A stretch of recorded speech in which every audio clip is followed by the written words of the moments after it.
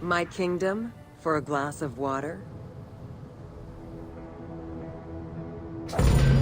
Welcome to Menkaure's Funerary Complex.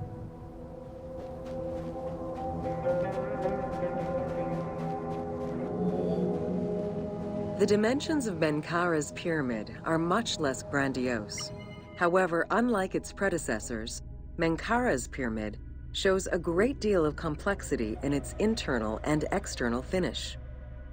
The outside was partially covered in red granite, while the internal walls were richly decorated. This latter innovation would not catch on until the end of the 5th dynasty, when pyramid texts began to adorn the walls.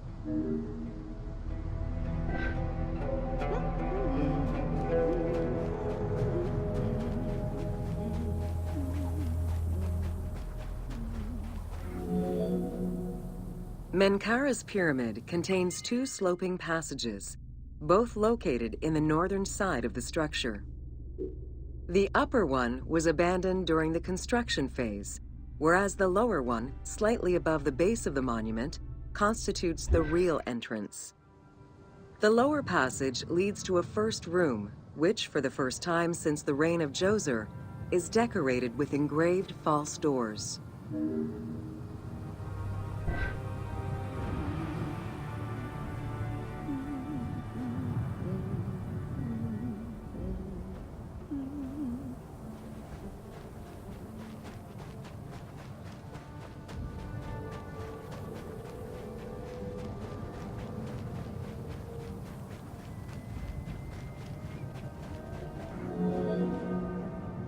While Menkaure's pyramid complex was unfinished at the time of his death, it was hastily and somewhat shabbily completed by his successor, Shepseskaf. Even so, this funerary structure marks a watershed in the history of this kind of monument. From then onwards, the pyramid shrank, whereas the mortuary temple expanded both in its quantitative and qualitative aspects. Of particular note, it is within Menkaure's mortuary temple that one can find the heaviest block of limestone ever used for a pyramid complex, weighing in at over 200 tons.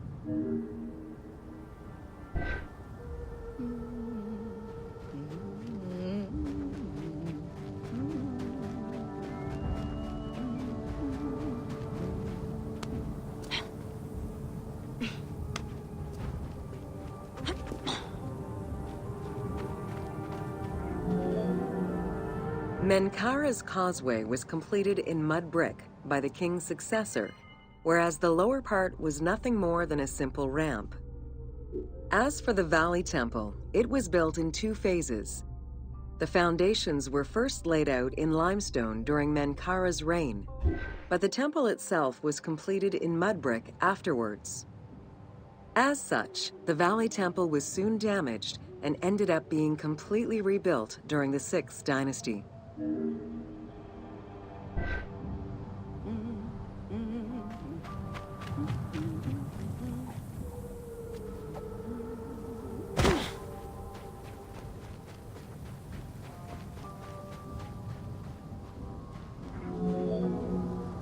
Three small structures, referred to as Menkaure's Queen's Pyramids, were erected along the southern side of the main pyramid. One of them was a smooth-faced pyramid, while the other 2 were more basic step pyramids. It is difficult to assess whether the latter were designed as such or were left unfinished with no casing to smooth out their surfaces.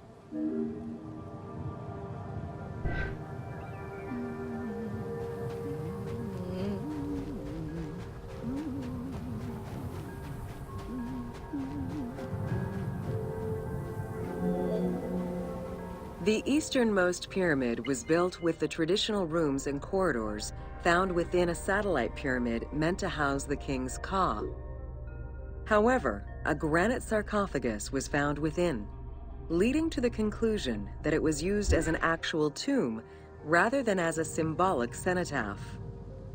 Drawing on these observations, some assume that this pyramid was first built as a satellite pyramid for the king's ka, before seeing its purpose change to that of a queen's tomb.